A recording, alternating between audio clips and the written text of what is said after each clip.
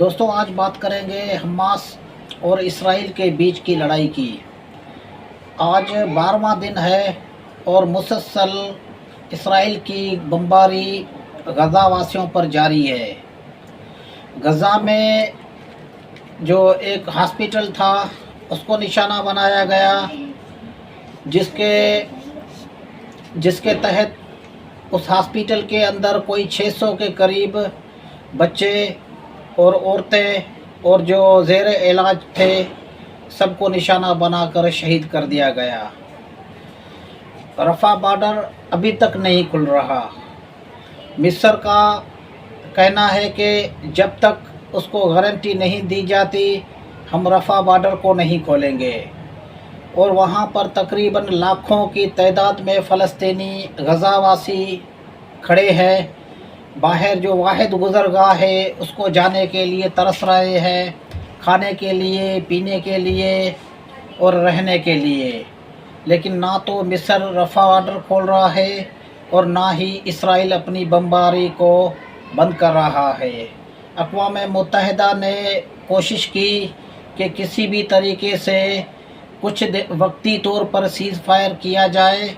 اور جو غزہ بارڈر کے قریب اور غزہ کے اندر جو محصور بنے ہوئے ہیں فلسطینی کوئی 20 لاکھ کے قریب، ان کو کسی بھی طریقے سے ہم فرسٹ ایڈ پہنچا سکے، ان کو پینے کے لیے پانی، دوائی اور کھانے کے لیے کچھ ضروری اشیاء جو رفح بارڈر کے باہر ٹرکوں کی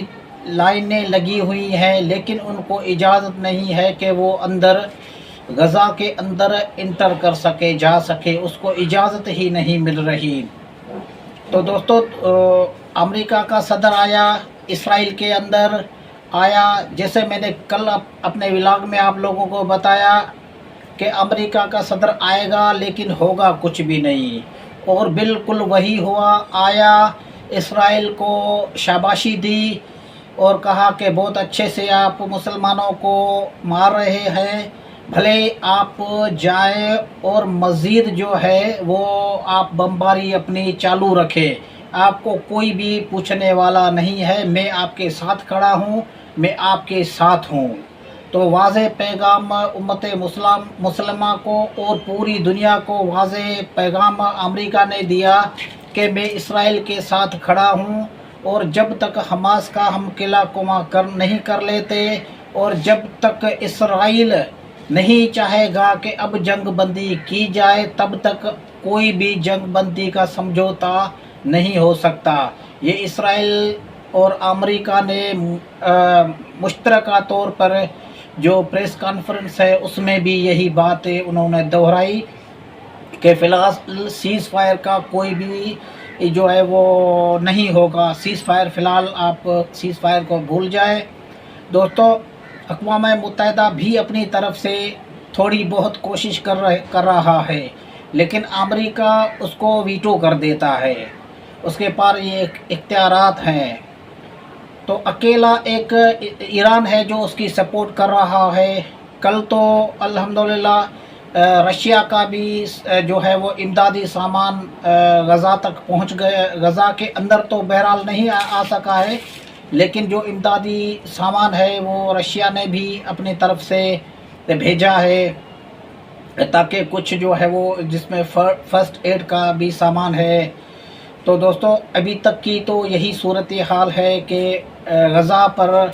اور غزہ سے نکل کر جو لوگ جا رہے ہیں محفوظ مقامات پر، جہاں پر اسرائیل کہہ رہا ہے، اسرائیل پمفلیٹ بھی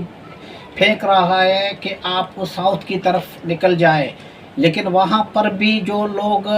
نقل مکانی کر کے جا رہے ہیں تو ان پر بھی وہ اپنی جو ہے وہ فضائی جو ایئر فورس ہے اس کے تحت وہ بمبارمنٹ کر رہے ہیں، اور ایسے جو واقعات بھی سوشل میڈیا پر ظاہر ہو رہے ہیں، اور جو بھی دنیا کی جو نیوز میگزینس ہے سب دکھا رہے ہیں کہ وہاں پر بھی بمباری اسرائیل کی چالو ہے، اس غزہ کے اندر اور غزہ کے باہر جو نقل مکانی کرنے جا رہے ہیں ان کے اوپر بھی اسرائیل کی بمباری چالو ہے۔ یہ جنگی وار ہے، یہ ایک سمجھو کہ جنگ کے بھی اصول ہوتے ہیں، ایک جنگی کرائم ہے جو اسرائیل کر رہا ہے، مسلمانوں کی نسل کشی کر رہا ہے، سر عام قتل عام کا بازار گرم ہے، سر عام کھلے عام جو ہے وہ مسلمانوں کو مار رہا ہے، صرف طاقت کے بل بوتے پر، کوئی پوچھنے والا نہیں، امت مسلمہ خاموش ہے، بس وہ تماشا دیکھ رہی ہے۔ اور دوستو آج تک کے لیے یہی انفارمیشن ہے، انشاءاللہ کل اپنی نئی جو ولاگ میں ہم آپ کو مزید غزہ کی اور